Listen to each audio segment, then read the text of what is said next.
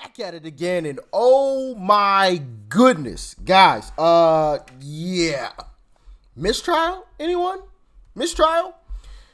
So some news came out yesterday, out of New York regarding the Juan Merchan Alvin Bragg case that Trump was convicted on 34 counts. As far as I'm concerned, that's 34 more reasons to vote for the Don himself, if you ask me personally. But yeah, some major news coming out of this case, guys.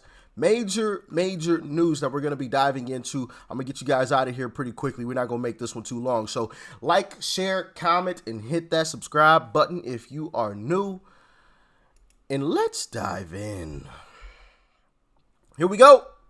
So here's a letter from Juan Merchan via email. It says, "Dear Counsel, today the court became aware of a comment that was posted on the Unified Court System's public Facebook page, in which I now bring to your attention.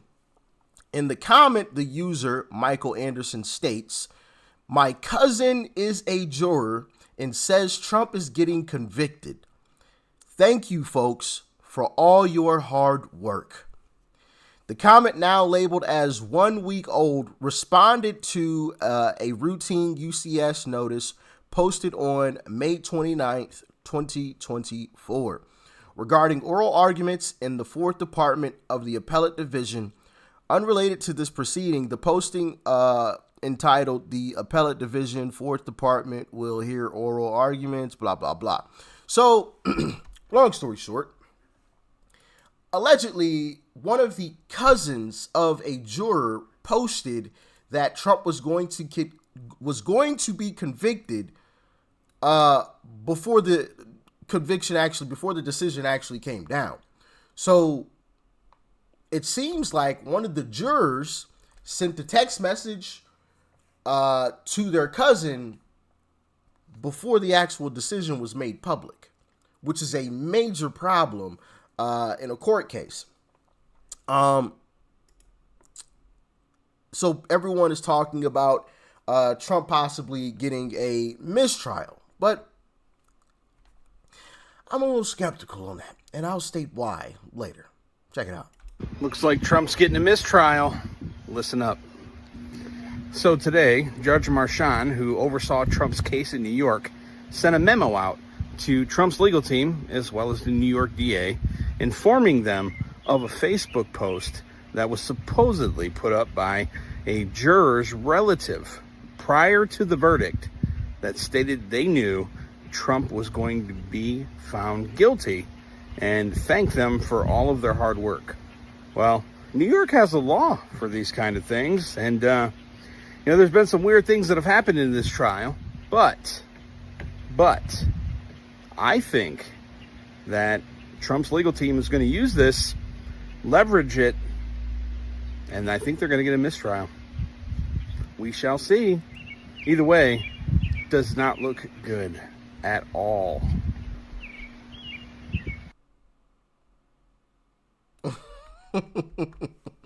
No, it definitely doesn't look good, but I'm still a bit skeptical on the whole notion of a mistrial happening, and there's a few reasons why, but I will state those after we check out this next clip as well. Check it out. In the criminal trial against President Trump, apparently a juror alerted a relative, his cousin, about the verdict a day before the verdict was delivered, and then that cousin of the juror posted on Facebook that Trump was going to be found guilty. It's unclear as to how this could possibly impact the ongoing legal proceedings. Judge Juan Merchan notified Trump's attorney, Todd Blanche. What do you think about this? Is this a big deal?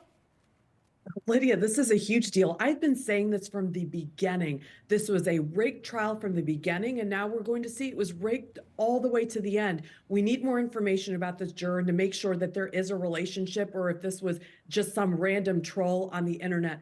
I would tend to believe this is not random. There is a relationship. That judge would not have sent notice to Todd Blanche former President Trump's attorney if there wasn't more evidence or something that was troubling. This needs to be a mistrial immediately. This judge is now going to be on the hook, and every single person is going to be watching, because we know in jury instructions you're supposed to be very particular about the evidence that you're talking about, and that stays within the jury room. Wow, that's incredible. Mehek, also, I want to stay on another case, Hunter Biden, federal gun charge case, all signed.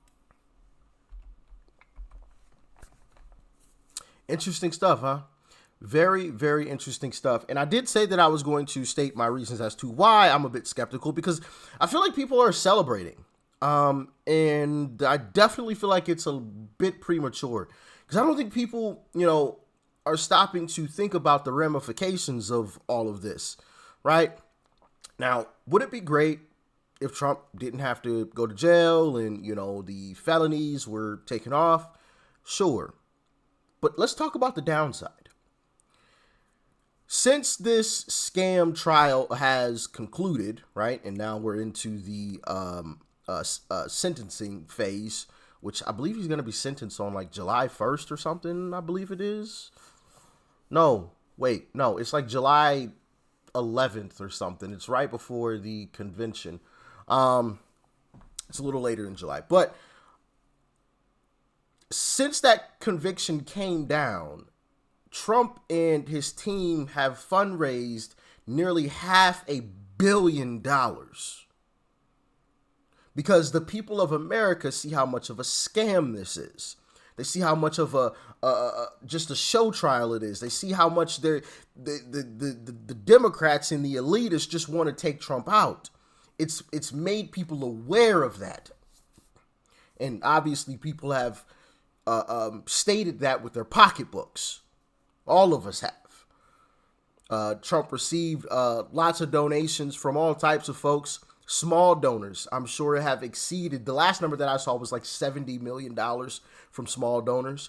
And 30%, at least 30% of those folks were brand new folks, had never donated to any political party, which is huge. 30% of people, just $70 million from small donations, and 30% never seen by a political party financially before. That's huge. That's huge. And call me a conspiracy theorist, but I think this could have been done intentionally. Hear me out. Democrats are very strategic, and I've said this before. They are very, very, that's one thing that I'm very jealous of about the Democrat Party. They're very strategic. I feel like Republicans, our policies are much better. When we run this country, it's run in a much better fashion. But yet you still see Democrats winning all types of elections and things, and they're able to get their messaging out better. And yeah, we could say mainstream media has something to do with that, but they're also very strategic in how they operate. I feel like Republicans aren't strategic at all.